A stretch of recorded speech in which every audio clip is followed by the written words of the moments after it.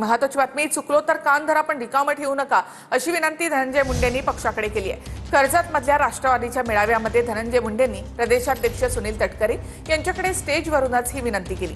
मुंडेंच्या या विनंतीवर विचार केला जाईल असं अजित पवार म्हणाले, तर मुंडेंना रोजगार हमी योजनेवर काम द्या अशी टीका जरांगेंनी केली आहे।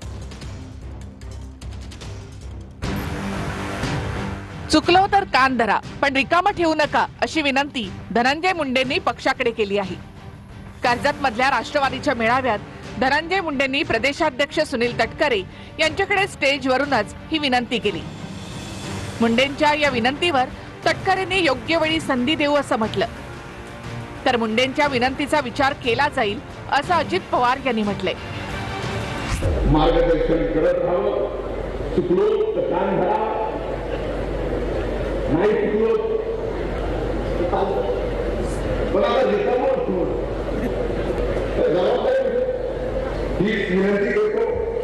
मी स्वतः प्रदेशाध्यक्ष, आम्ही त्यांच्या कार्याची योग्य ते नोंद घेतलेली आहे आणि भवितव्याच्या कालावधीमध्ये ज्यावेळेला पक्षाच्या माध्यमातून महायुतीच्या माध्यमातून चांगल्या पदावरती काम करण्याची संधी देण्याचा योग येईल तो लवकरात लवकर यावा, त्यांना ती संधी दिली जाईल। धनंजय मुंडे यांच्याकडनं तटकरेंना विनंती केली गेलेली आहे की मला कोणतरी काम द्यावं, काहीतरी जबाबदारी द्यावी अशा प्रकारे मागणी केली। त्यांच्या विनंतीचा मान केला जाईल, सूचनांचं पालन केलं जाईल। संतोष देशमुख हत्या प्रकरणात धनंजय मुंडेंचा निकटवर्तीय वाल्मिक कराड तुरुंगात गेला। त्यानंतर धनंजय मुंडेंना सुद्धा मंत्रिपदाचा राजीनामा द्यावा लागला आणि मुंडेंच्या जागी भुजबळ मंत्री झाले। त्याच भुजबळांनी धनंजय मुंडेंना ओबीसी आरक्षणाबाबतच्या कामात सहभागी होण्याचा सल्ला दिला। एक काम जरूर आहे आपल्याकडे, बाकीचं ते काही अजितदादा बघतील। स्वर्गीय गोपीनाथराव मुंडे यांनी आपल्यासाठी जे काम सोडून गेलेले आहे, ओबीसीचं आरक्षण करणे, ते काम मात्र जे आहे आपण सहभागी झालं तर बरं आहे, त्यांचं पण स्वप्न पूर्ण होईल।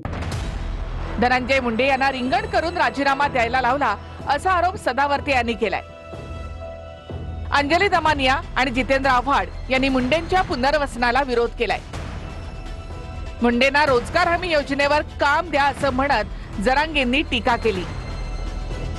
रिंगण करून आधी मुंडे म्हणजे धनंजय मुंडेंना जे राष्ट्रीय नेते आहेत ओबीसींचे, जे ओबीसींचं श्रद्धास्थान आहेत, त्यांना तुम्हाला सांगतो त्रास दिला, त्यांना राजीनामा काही काळ द्यायला लावला, मुंडे साहेबांना द्यायला लावला। धनंजय मुंडे यांना जनतेच्या कुठल्याही कामापासून दूर ठेवावं असं माझं स्पष्ट मत आहे। त्यांचा आता वेळ जात नाहीये, मला काहीतरी काम द्या असं त्यांनी साकडं आता तटकरेंपुढे घातलंय।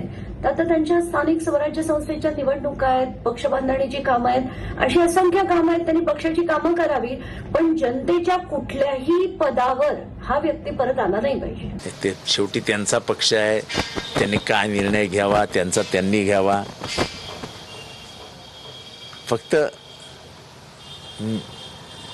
ज्या संतोष देशमुखांची हत्या झाली त्यांच्या आत्म्याचाही थोडा विचार करावा। नाही, ती काय आमचा प्रश्न आहे, थोडा आहे ती त्यांचं राजकारणाचा विषय, तिकडे काही व्हा, कोणी काही व्हा, नका हो, आणि हाताला काम द्यायला काय अवघड आहे, रोजगार हमीत मस्त काम आहेत ना, बराचसे खांदायला जायचं काय, हाताला काम असं काय नसतं, पण ते त्यांचा विषय, आम्हाला देणं घेणं नाही ह्या विषयाचं। परंतु एक गोष्ट लक्षात घ्या की मराठ्यांना त्रास होता कामा नाही, हे लक्षात ठेवा, नसता अजितदादाचा राजकीय कार्यक्रम होणार। अण्णा धनंजय मुंडे म्हणाले काल एका भाषणात, चुकलो तर माझे कान पिळा पण मला बाहेर ठेवू नका। हे बघा, या विषयाच्या बाबतीमध्ये मी आज बोलणार नाही। तुम्ही जो प्रश्न विचारला त्याला 1-2 दिवसांनी मी अतिशय खुमासदार उत्तर देईन, एवढंच या ठिकाणी मी सांगतो।